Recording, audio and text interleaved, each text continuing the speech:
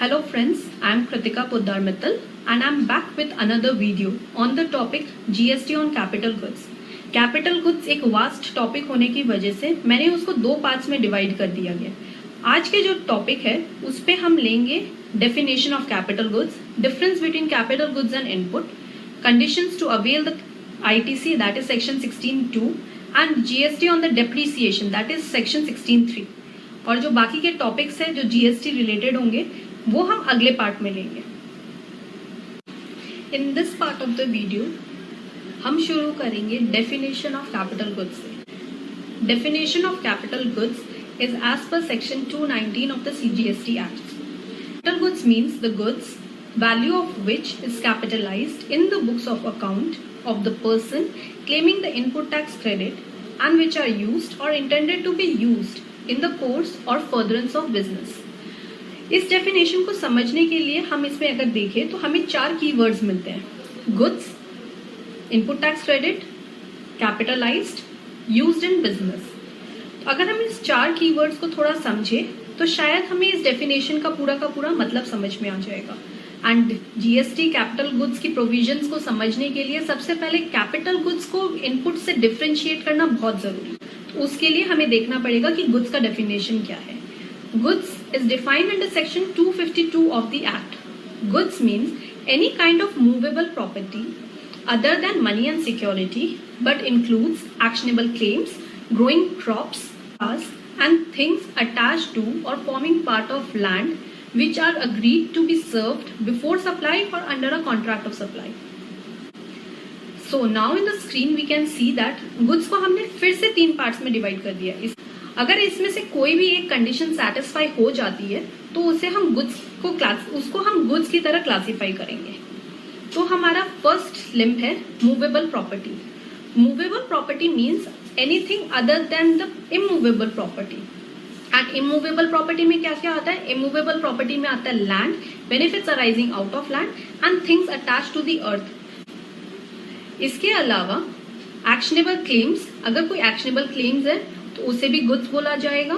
And again now things attached to land और forming part of land. लेकिन इसमें twist है, अगर वो लैंड का ही पार्ट फॉर्म करता है तो उसे इमूवेबल प्रॉपर्टी बोलेंगे।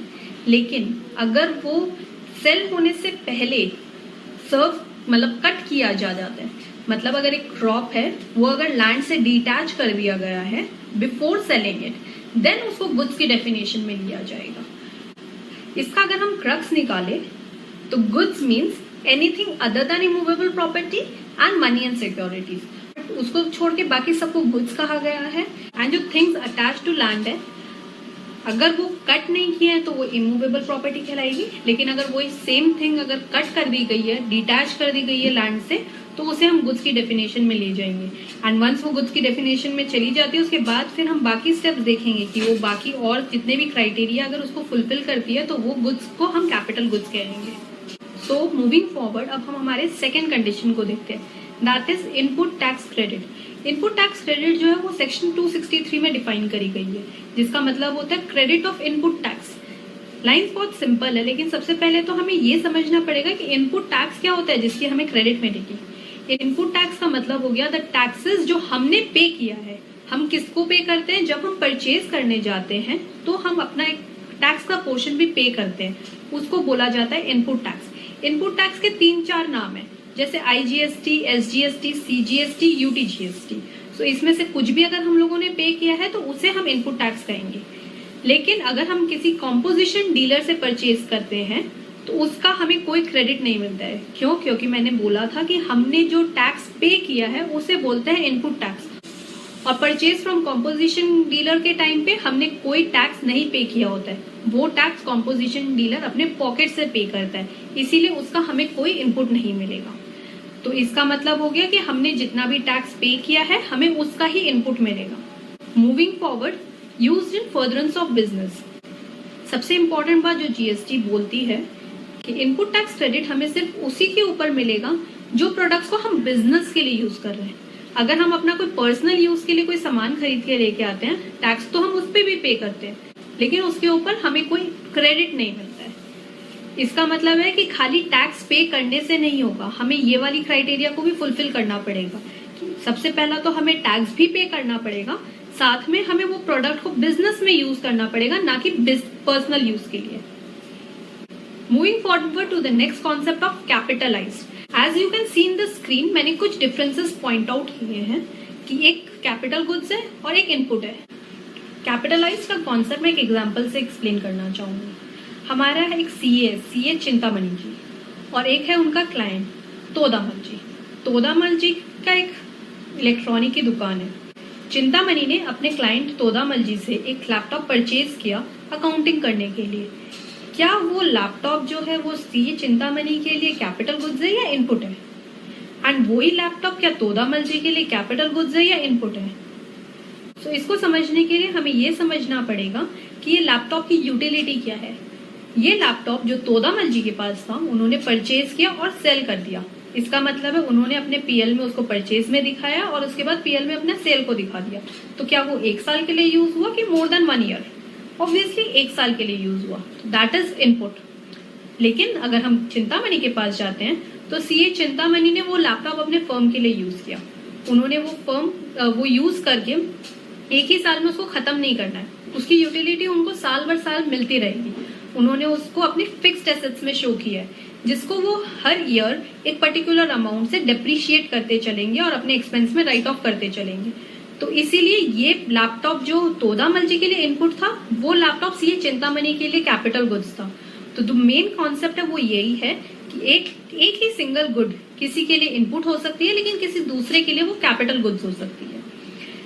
एक गुड्स कैपिटल गुड है या इनपुट है, इसको डिटरमाइन करने के लिए ये चारों कीवर्ड्स बहुत इंपॉर्टेंट है।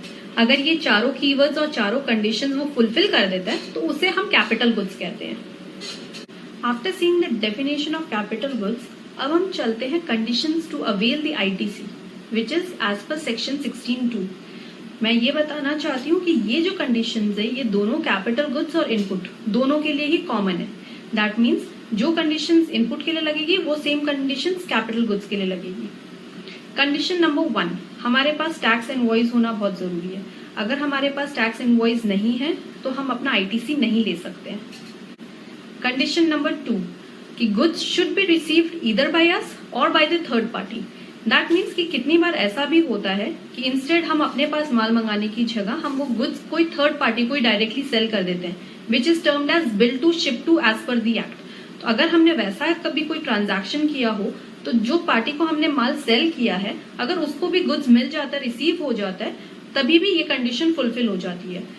इसको अगर हम एक एग्जांपल के तौर पे देखें तो अगर हमने परचेज किया था 28 जनवरी को, लेकिन हमें वो गुड्स मिला 3 फरवरी को, तो हम उसका आईटीसी लेंगे जब हमें गुड्स रिसीव हो जाएगा। दैट मीन्स जब हम अपना फरवरी का रिटर्न फाइल करेंगे तभी हम उसका आईटीसी का क्लेम करेंगे, उससे पहले हम उसका क्लेम नहीं करेंगे।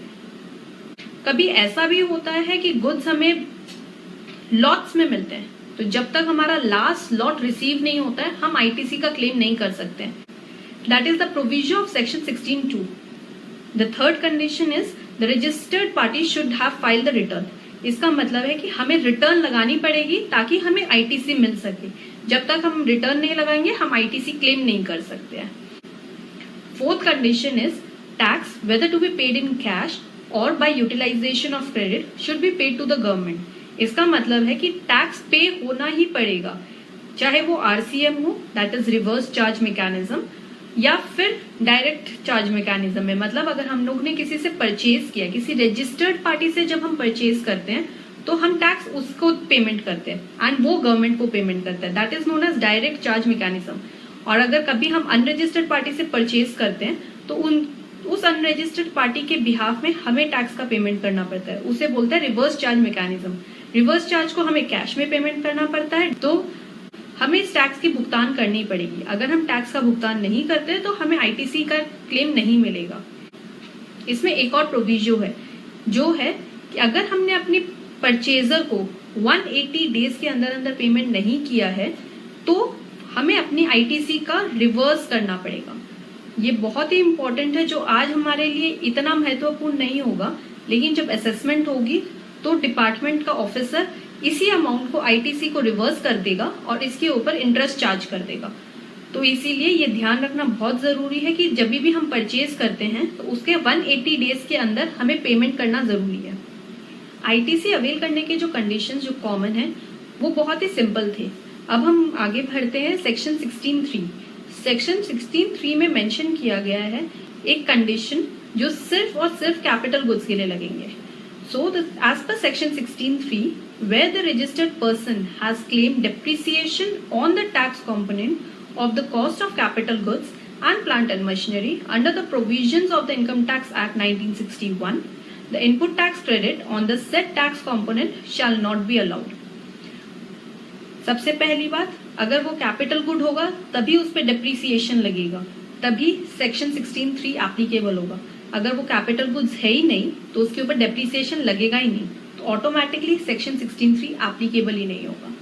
अब ये सेक्शन 16(3) में बोला क्या गया इसको हम समझेंगे एक एग्जाम्पल से। सीए चिंतामणि ने एक लैपटॉप खरीदा था जिसका कॉस्ट था 1 लाख रुपया और उसके ऊपर उन्होंने टैक्स दिया 18,000 रुपीज। एंड आपको याद होगा चिंतामणि के लिए ये लैपटॉप उसका कैपिटल गुड्स था, तो कैपिटल गुड्स उन्होंने फिक्स्ड एसेट्स में डाला, तो ऑब्वियसली इनकम टैक्स एक्ट में वो इसके ऊपर डिप्रिसिएशन चार्ज जरूर करेंगे। तो अगर हम देखें कि अगर चिंतामणि ने 1 लाख के ऊपर अगर डिप्रिसिएशन चार्ज किया है तब जीएसटी एक्ट में तो आईटीसी अलाउड हो जाएगा। लेकिन अगर चिंतामणि ने इनकम टैक्स एक्ट में 1,18,000 that means including the tax component के ऊपर अगर डिप्रिसिएशन चार्ज किया है तब जीएसटी एक्ट में आईटीसी अलाउ नहीं होगा। This is what was meant in section 16(3). Section 16(3) को अब हम अगर वापस पढ़ेंगे तो हमको समझ में आएगा जब एक registered tax payer tax component के ऊपर डेप्रिसिएशन चार्ज करेगा as per the income tax act तब उसको आईटीसी अलाउ नहीं होगा। तो this is very important and very crucial for our accounting purpose कि हम ये देखें कि हम अगर डेप्रिसिएशन चार्ज करें तो सिर्फ कॉस्ट कंपोनेंट के ऊपर करें, वरना जो हमने आईटीसी का पेमेंट किया है हमें उसका क्रेडिट नहीं मिलेगा। सो फ्रेंड्स, हमारा ये पार्ट ऑफ द वीडियो मैं यहीं पर ही कंप्लीट करती हूँ। Stay tuned for the next part of the video which will contain blocked credit, sale of capital goods, reversal of ITC, changes in the use of capital goods, which is as important as this one. Thank you.